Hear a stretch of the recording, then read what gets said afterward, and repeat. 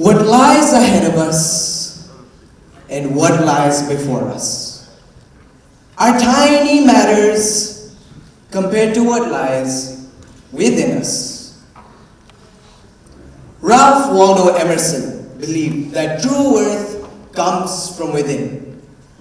But if that's true, then why do we spend so much time looking at everyone else? Why do we measure our worth with someone else's ruler?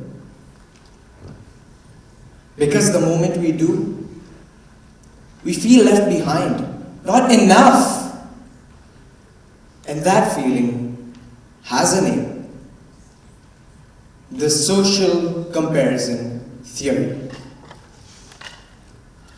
Now, that may sound quite complicated, but essentially, the social comparison theory is a psychological concept that puts forth the idea that individuals assess their own worth, skills, and abilities by comparing themselves to others.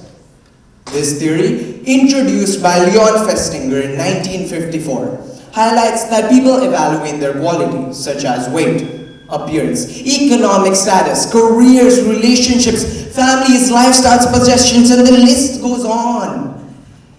And now I listed some common qualities people compare themselves to, which I like to call grown-up qualities. But it doesn't just happen to adults. It starts from children.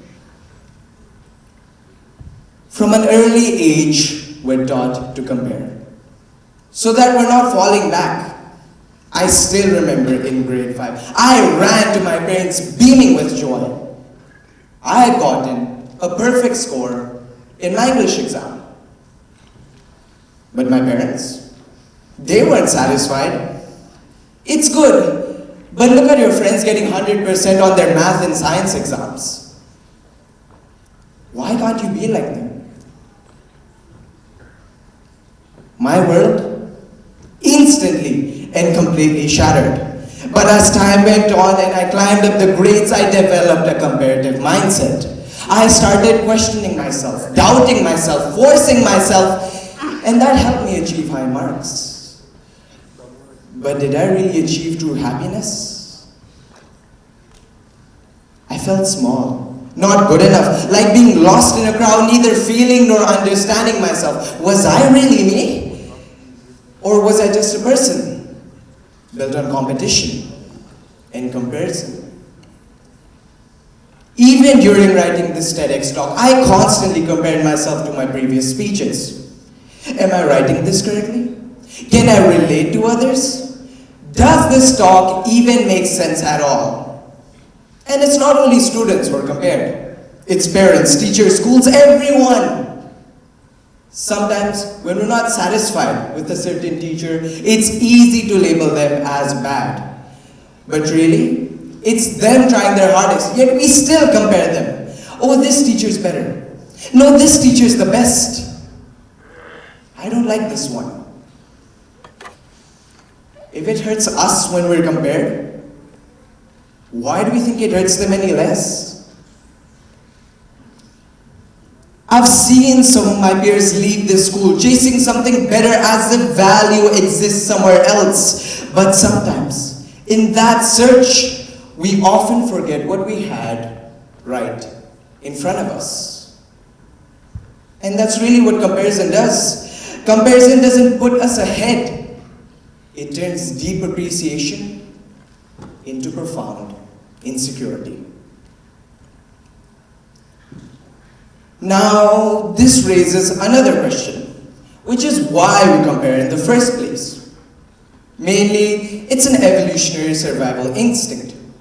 Historically, knowing where you fit in a social hierarchy determined access to food, mates, and safety. Over time, these traits passed down to generations, eventually reaching us.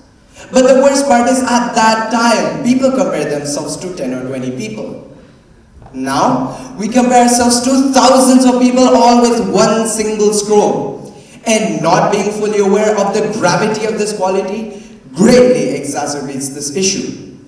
Social media platforms constantly amplify upwards comparison, where we compare our mundane lives to the perfect, curated highlight reels others have. Comparison is the thief of joy.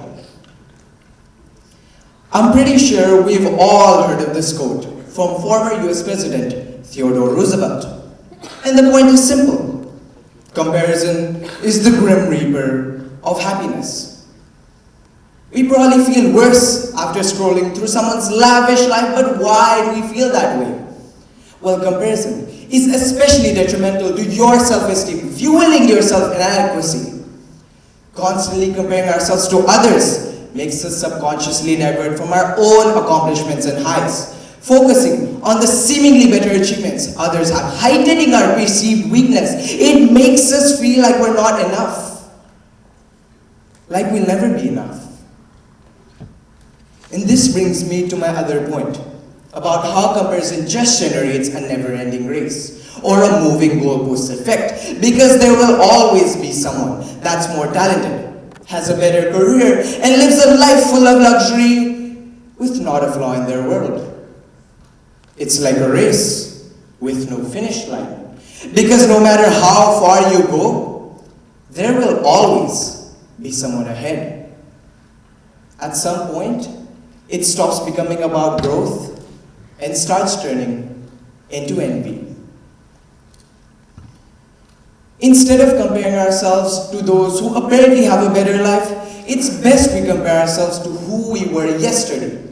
It shifts the focus from feeling a false sense of productivity into genuine growth, fostering a healthier and more sustainable drive. It encourages us to follow and pursue our own paths and passions, instead of entirely fixating on someone else's. Reanalyzing past mistakes are the building blocks to confidence and the key to overcoming towering hurdles, allowing us to construct a future of who we are and not who we're trying to beat. I leave you with one thing. Everyone is on a different timeline. Some people may peak sooner, some may peak later. Comparing yourself to those who have achieved great things later in life isn't a measure of your intelligence. It's superficial, unrealistic. It's like comparing your chapter 1 to someone else's chapter 20. Comparison is the poison we've unfortunately normalized. So the next time you feel like you're not enough or far behind, I urge you to ask yourself one question. Must I go on my own path or spend a life treading along someone else's?